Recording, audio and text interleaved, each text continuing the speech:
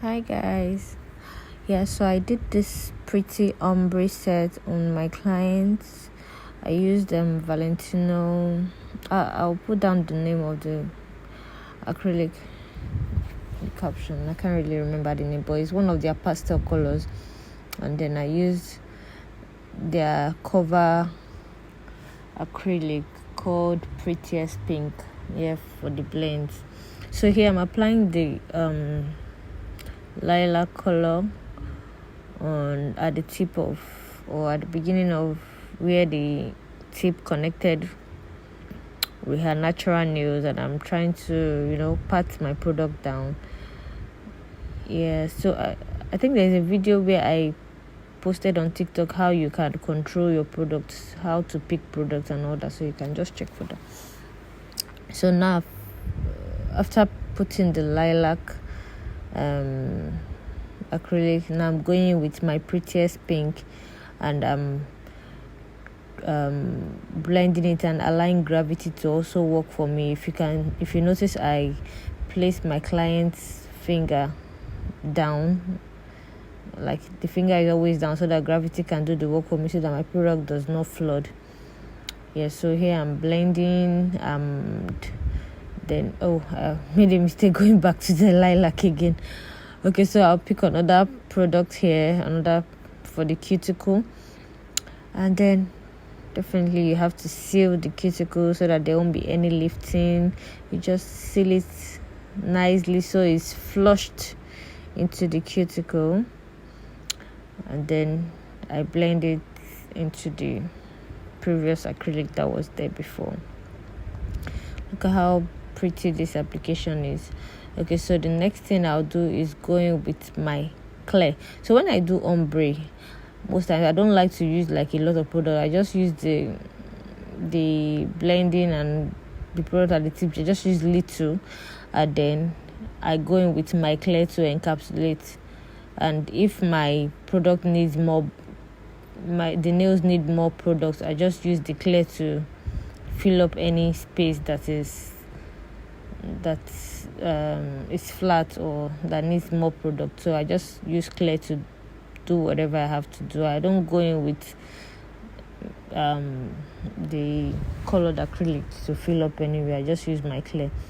So I'm filling up the places I need to fill up, and then I'm blending in. So next thing I'll do is go into my filing. So here I'm using my 5-in-1 bit. It's a fine grit. It's fine grit, so it's not too sharp, and I'm using it to seal my cuticle and then file the body of the product to make sure it's leveled and there is no bumps whatsoever on the nails.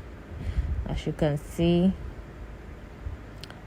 I forgot to make a video when I was shaping the nails. So after going in with my 5-in-1, then I went in with my sanding pad. I hardly use my hand file to file the body of the nails. I just go in straight with my sanding band. I use my sanding band to also seal the cuticle and then file the body. So after that, this part is like when I was renovating, I misplaced my 3D brush, so I had to make use of this. You can see all the acrylic that is on the paper towel.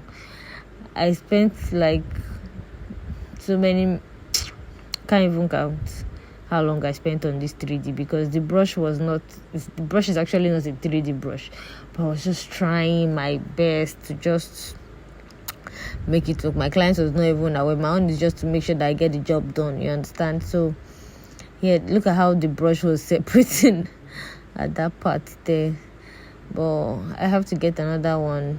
And because I don't do 3D all the time, so I did not even know that my 3D brush has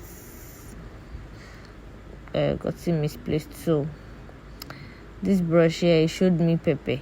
And then how many of you notice that when the weather is like very cold, it affects your product? So my AC was like freezing, so which I was supposed to reduce, but me, I was still enjoying the AC. So if I had reduced it, I wouldn't have had to use, because at some point I needed to start using dissolver to touch the acrylic so that it gets hard on time, because when you are doing 3D, the product should not be too soft. If not, you won't be able to manipulate, sculpt it to how you want it to be. Here, look at how I'm taking my time trying to just put it in place.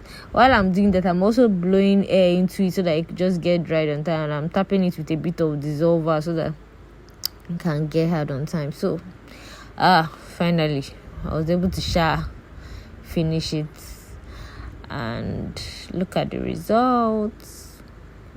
So I hope you love it as well as I do.